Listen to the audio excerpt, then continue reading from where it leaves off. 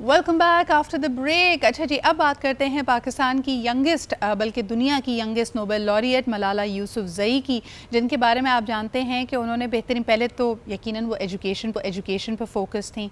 हमने देखा कि अपनी आला तालीम से, ऑक्सफोर्ड से फ़ारिगुल तहसील होने के बाद भी उन्होंने इस बात को उठाए रखा, लेकिन फिर एक नया अंदाज़ अपनाया इस जद्दोजहद को जारी रखने का कि she became a film producer.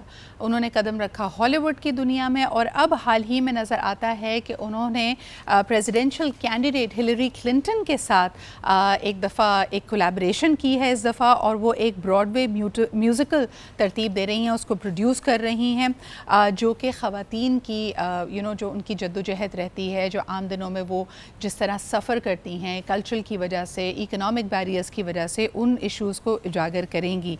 लेकिन उन्होंने कहा, उनका ये एक बात कहना है, उनके जो स्टेटमेंट आई है उनकी तरफ से, कि उनको यकीन है कि पाकिस्तान में कई लोग उनके फ़ैसलों से और उनकी चॉइसेस से, जो वो इंतखाब करती हैं तरीका, उससे खुश नहीं होते।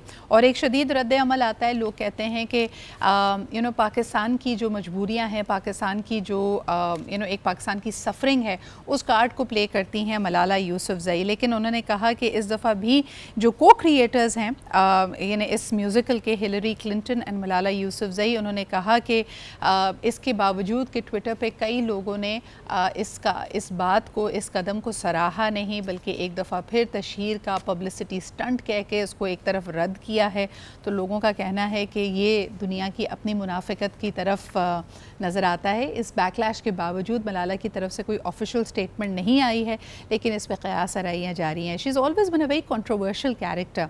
कई लोग उनके हामी हैं दुनिया भर में, उनको एक as a sign of courage देखा जाता है कि एक छोटी सी उम्र में, जब 2005 या 2000 के अवाइल की बात है, कि उनको बाकायदा धमकी आमेज़ ख़त तालिबान की तरफ से मौसूल हुआ था। उन्होंने अपनी जद्दोजहद जारी रखी, डायरी लिखती थी, वहाँ की बच्चियों का जो हाल अहवाल था कि किस तरह उनके अगर स्कूल जाने में कोई हर्डल्स डाले जाते थे, तो उस एक पर्पस को, उस जहद को साथ लेकर चली।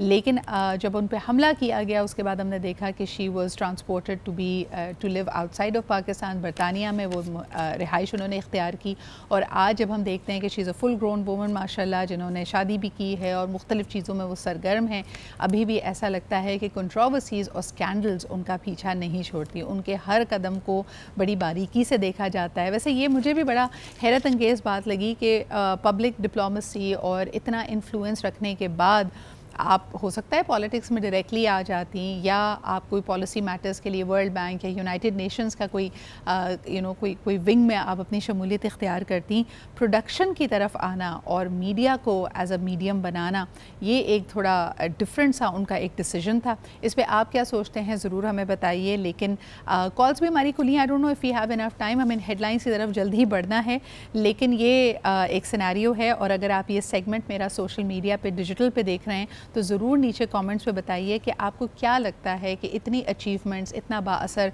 इतना पढ़ा लिखा होने के बावजूद, अपनी जान पे खेलने के बावजूद मलाला यूसुफजई को इतनी तनकीद का निशाना क्यों बनाया जाता है। ये सवाल मैं आपके लिए छोड़ जाती हूँ। इसी के साथ हम लेते हैं एक छोटा सा break. Will be back with our this day. Stay with us and keep watching Aaj Pakistan with me Sidra Iqbal.